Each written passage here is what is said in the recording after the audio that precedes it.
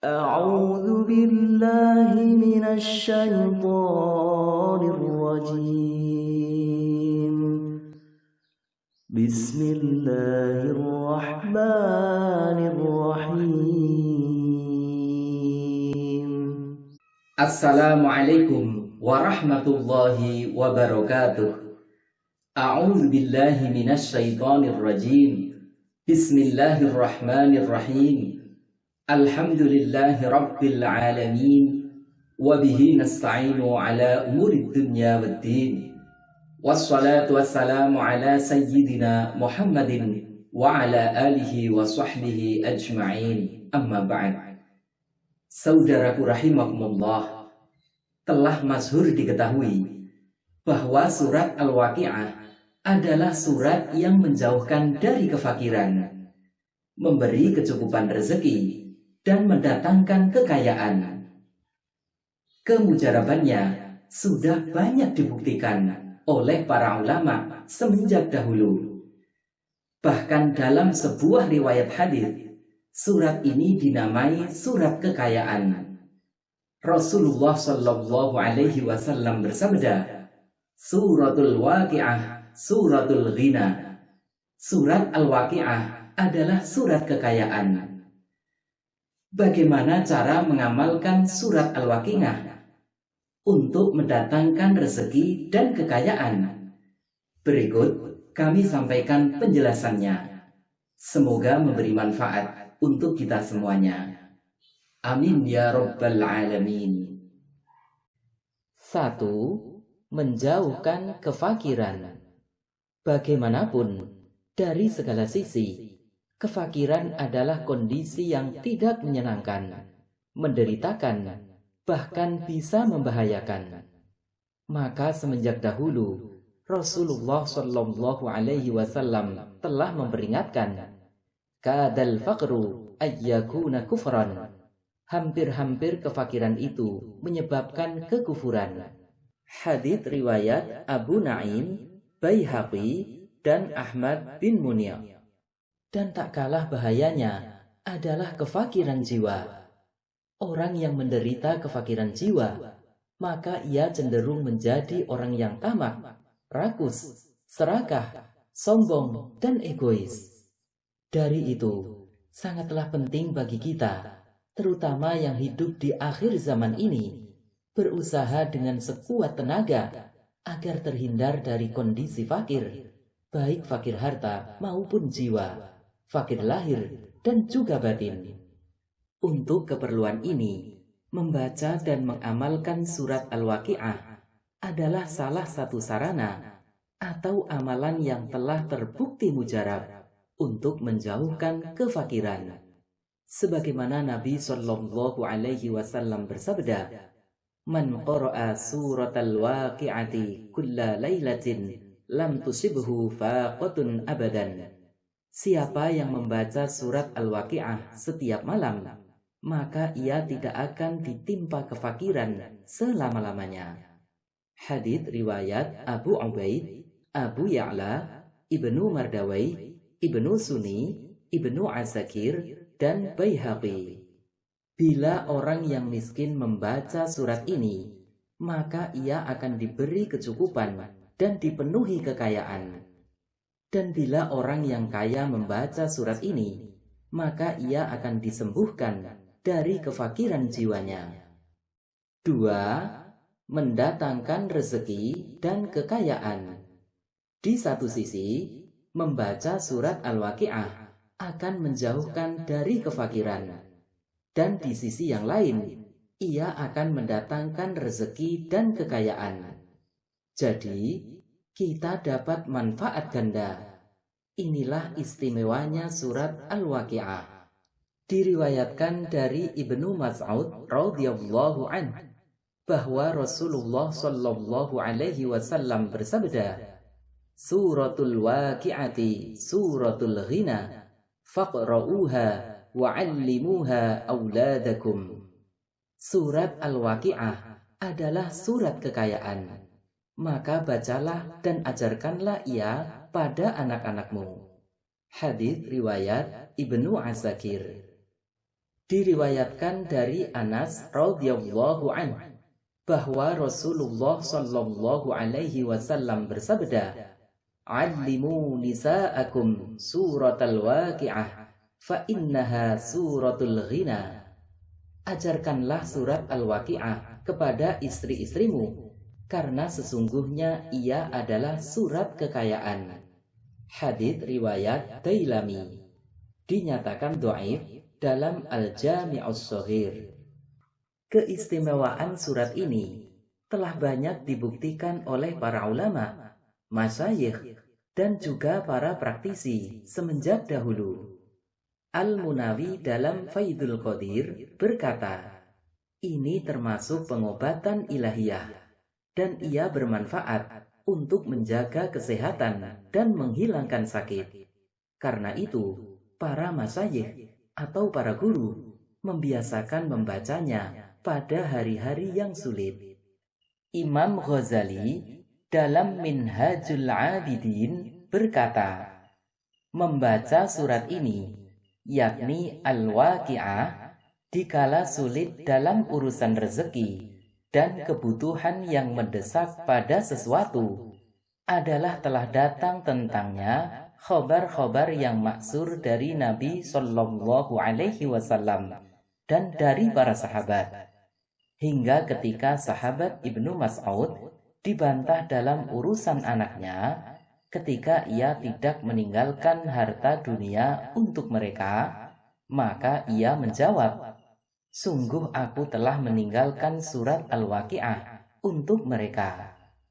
Umar bin Khattab radhiyallahu anhu berkata, barang siapa yang membacanya, maka ia tidak akan fakir dalam dunianya dan tidak tersesat di akhiratnya.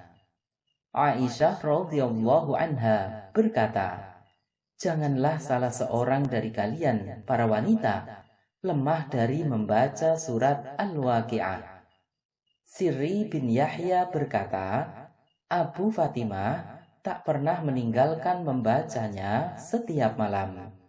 Dikatakan, siapa yang membacanya, maka ia tergolong orang-orang yang lebih dahulu masuk surga. Dikatakan pula, ia aman dari orang yang ia takuti, dan dunianya menjadi lapang. 3. Mengamalkan amalan Al-Waqi'ah. Sahkah? Mungkin masih tersisa keraguan, di mana seperti diketahui bahwa hadis-hadis yang datang menjelaskan tentang keistimewaan surat Al-Waqi'ah adalah termasuk berstatus dhaif atau lemah. Para ulama seperti Imam Ahmad, Abu Hatim, Daroqutni, Baihaqi, dan lainnya telah bersepakat bahwa hadis-hadis tersebut, yakni yang menjelaskan tentang keistimewaan surat Al-Waqi'ah, adalah lemah. Namun demikian, perlu dipahami bahwa meski hadis-hadis tersebut adalah dhaif, tapi ia tetap boleh diamalkan, karena ia termasuk dalam kategori fadhailul a'mal atau amalan-amalan sunnah. Para ulama telah bersepakat tentang posisi hadis dhaif yang boleh diamalkan, yakni dalam konteks fadhailul a'mal atau amalan-amalan sunnah, targhib atau motivasi melakukan kebaikan, manaqib dan sejarah, doa-doa dan zikir. Dalam kaitan ini, Imam Ahmad bin Hanbal, Abdullah ibnul Mubarak, Abdurrahman bin Mahdi, dan lainnya mempunyai ungkapan yang telah sangat populer, yakni, apabila kami meriwayatkan hadis-hadis mengenai halal dan haram, maka kami menyeleksinya dengan ketat. Tapi apabila kami meriwayatkan hadis-hadis mengenai fadhail atau keutamaan dan semacamnya, maka kami memperlonggar. Imam Nawawi menjelaskan, menurut ahli hadis dan lainnya, boleh memperlonggar dan menyampaikan sanad-sanad yang lemah dan meriwayatkan hadis dhaif yang tidak maudhu', serta mengamalkannya tanpa menjelaskan kedhaifannya. dalam hal yang tidak berkaitan dengan sifat-sifat Allah, hukum-hukum halal dan haram, dan yang tidak berkaitan dengan akidah dan hukum-hukum. Imam Jalaluddin As-Suyuti menerangkan bolehnya mengamalkan hadits-hadits dhaif, mencakup hal-hal yang berkaitan dengan fadhailul a'mal, kisah-kisah para nabi dan orang-orang terdahulu, mau'idhah hasanah atau targhib dan tarhib, dan yang sejenisnya. Berdasarkan landasan ini, maka mengamalkan membaca surat Al-Waqi'ah sebagaimana yang disebutkan hadis-hadis di atas adalah termasuk sunnah yang dianjurkan, yang pembacanya akan mendapat pahala dan keistimewaannya.